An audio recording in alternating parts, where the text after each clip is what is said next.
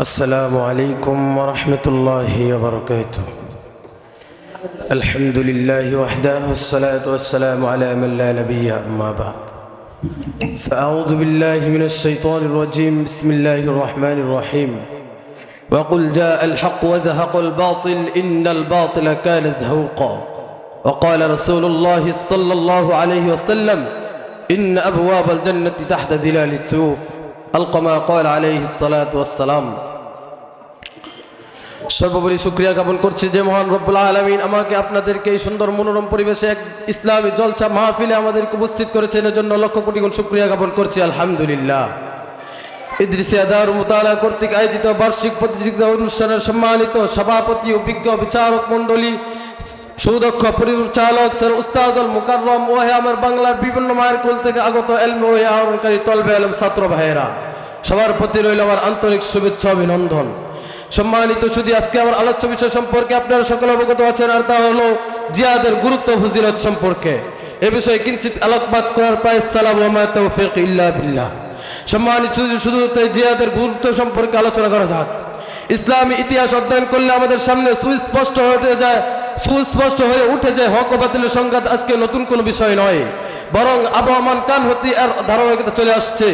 হযরত আদম আলাইহিস সালাতু ওয়াস সালাম হতে শুরু করে রাসূল করিম সাল্লাল্লাহু আলাইহি ওয়াসাল্লাম হতে আজ পর্যন্ত আমরা দেখতে পাই সকল যুগেই হক ও বাতিল প্রতিদ্বন্দ্বিত, কিন্তু মহান রব্বুল আলামিন পরিশেষে হককেই করেছেন বিজয়ী, বাতিলকে করেছেন পরাজিত। পৃথিবীর ইতিহাস হক বিজয়ী হওয়ার ইতিহাস, পৃথিবীর ইতিহাস বাতিল পরাজিত হওয়ার ইতিহাস। এটাই সত্য, এটাই বাস্তবতা। তাই তো মহান রব্বুল আলামিন কালাম পাকে ইরশাদ করেন ওয়াকুল জাআল হক ওয়া যাহাকাল বাতিল ইন্নাল বাতিলা কানা যাহুকা।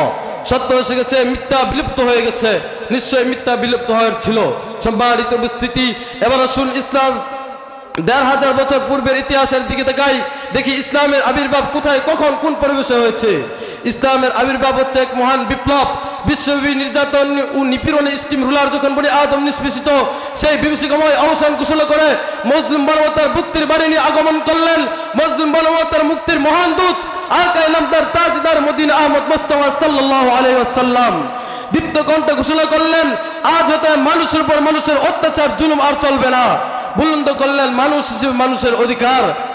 সম্মানিত সুধী, কিন্তু সেই বাতিলি শক্তি তারা মেনে নিতে পারে নাই।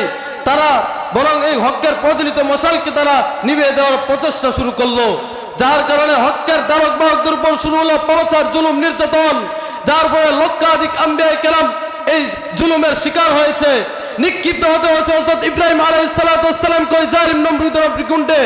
তায়েফের ময়দানে শিলাবৃষ্টির ন্যায় প্রস্তাবিতে বেহুশ হতে হয়েছে রাসূল করিম সাল্লাল্লাহু আলাইহি ওয়াসাল্লামকে। শুধু তাই নয়, বৃক্ষের পাতাকে বেঁচে দেখতে হয়েছে অসংখ্য সাহাবায়ে কেরাম রাদিয়াল্লাহু তাআলা আনহুদেরকে, স্বয়ং রাসূল করিম সাল্লাল্লাহু আলাইহি ওয়াসাল্লামকে। শুধু তাই নয়, রাসূল করিম সাল্লাল্লাহু আলাইহি ওয়াসাল্লাম শেষের 8টি বছরে ছোট বড় প্রায় 100টি জিহাদের যুদ্ধ অভিযান পরিচালনা করেছেন। দিশে অসংখ্য সাহাবায়ে কেরাম রাদিয়াল্লাহু তাআলা আনহুদের বুকের তাজা রক্ত। সম্মানিত উপস্থিতি, এমনভাবে আল জিহাদ মাদিন ইলা ইয়াউমিল কিয়ামা এর ধারাবাহিকতা চলে আসছে আজ পর্যন্ত। প্রিয় সাথী ও বন্ধুগণ, এবার আসুন হকের ফজিলত সম্পর্কে আলোচনা করা যাক। হকের ফজিলত, জিহাদের ফজিলত সম্পর্কে মহান রব্বুল আলামিন কালামে পাকে ইরশাদ করেন ইয়া আইয়ুহাল্লাযীনা আমানু হাল আদুল্লুকুম আলা তিজারাতিন তুনজিকুম মিন আযাবিল আলীম তু'মিনুনা বিল্লাহি ওয়া রাসূলিহি ওয়া তুজাহিদুনা ফি সাবিলিল্লাহি বিআমওয়ালিকুম ওয়া আনফুসিকুম। হে ঈমানদারগণ, তোমাদেরকে কি আমি এমন এক ব্যবসার সন্ধান দিব যা তোমাদের যন্ত্রণাদায়ক শাস্তি থেকে মুক্তি দিবে। তা এই যে তোমরা আল্লাহর রাসূলকে বিশ্বাস করো এবং আল্লাহর রাহে নিজের জান ও মালকে পণ করে তোমরা জিহাদে ঝাঁপিয়ে পড়ো, জিহাদ করো, এটাই তোমাদের জন্য উত্তম যদি তোমরা বুঝো। আল্লাহ তাআলা তোমাদের পাপ রাশি ক্ষমা করে দিবেন এবং জান্নাতে প্রবেশ করাবেন, যার তলদেশে থাকবে মহল সমূহ এবং তার বসবাসের জন্য রয়েছে জান্নাতের উত্তম বাসস্থান। শুধু তাই নয়, মহান রব্বুল আলামিন আরো বলেন আল্লাযীনা আমানু হাজারু ওয়া জাহাদু ফি সাবিলিল্লাহি বিআমওয়ালিকুম ওয়া আনফুসিকুম আযমু দারাজাতান ইনদাল্লাহি উলাইকুমুল ফাইজুন। যে ব্যক্তি ঈমান এনেছে, দেশ ত্যাগ করেছে এবং আল্লাহ সুবহানাহু ওয়া তাআলার রাহে জীবন দিয়ে মাল দিয়ে জিহাদ করেছে, আল্লাহ সুবহানাহু ওয়া তাআলার কাছে সেই সবচেয়ে বড় মর্যাদাবান, সেই সফল কাম। সম্মানিত উপস্থিতি, রাসূল করিম সাল্লাল্লাহু আলাইহি ওয়াসাল্লাম বলেন ইন্না আবওয়াবাল জান্নাতি তাহতা দিলালিস সুয়ুফ, নিশ্চয় জান্নাতের দরজাসমূহ তরবারির ছায়াসমূহের নিচে। সম্মানিত উপস্থিতি, আজকে সারা বিশ্বের মানচিত্রে মুসলমানরা রক্তে রঞ্জিত। ফিলিস্তিন, ভারত সহ বিশ্বের বহু অঞ্চলে আজকে মুসলমানরা দারুণভাবে ওই জালিম কবুল শক্তির ভয়াবহ নির্যাতনের শিকার। এর অন্যতম প্রধান কারণ হচ্ছে আমরা জিহাদ ফি সাবিলিল্লাহর মহান হুকুমকে পরিত্যাগ করেছি। সম্মানিত সুধীর জন্য রাসূল কারীম সাল্লাল্লাহু আলাইহি ওয়াসাল্লাম 1400 বছর আগে ভবিষ্যদ্বাণী করে দিয়ে গেছেন, ইদা তারাকতুমুল জিহাদ ওয়া সাল্লাল্লাহু আলাইকুমুদ দিল্লাহ, যখনই তোমরা জিহাদ ফি সাবিলিল্লাহর মহান হুকুমকে পরিত্যাগ করবে, আল্লাহ সুবহানাহু ওয়া তাআলা তোমাদের উপর অপদস্থকে চাপিয়ে দিবেন। সম্মানিত সাথী ও বন্ধুগণ, আজকে উম্মতি মুহাম্মদীর দুর্দিনে আজকে আমাদের তথা গোটা পৃথিবীর সমস্ত মুসলমানদের ঈমানের দায়িত্ব হচ্ছে সকলে জিহাদে ঝাঁপিয়ে পড়ে আল্লাহর জমিনে আল্লাহর দ্বীনকে প্রতিষ্ঠা করা এবং আল্লাহর জমিনে সকলকে ঐক্যবদ্ধ হয়ে সকল প্রকার ভুল বুঝাবুঝি, সকল প্রকার হিংসা বিদ্বেষকে অবসান ঘোষণা করে ওই বাতিল শক্তির বিরুদ্ধে মোকাবেলা করা।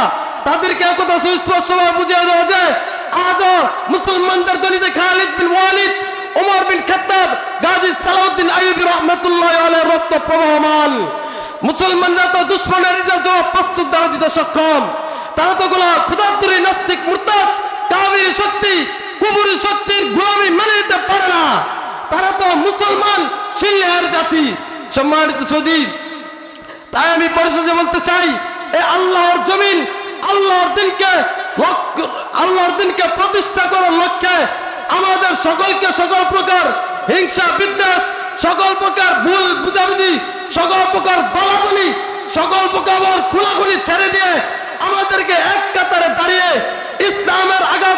ইসলামের প্রতি যেদিক থেকে আঘাত আসবে, যেদিক থেকে ইসলামের বাধা আসবে, সকল প্রকার বাতিলকে রুখে দিয়ে ইসলামকে নিয়ে সামনে অগ্রসর হওয়া।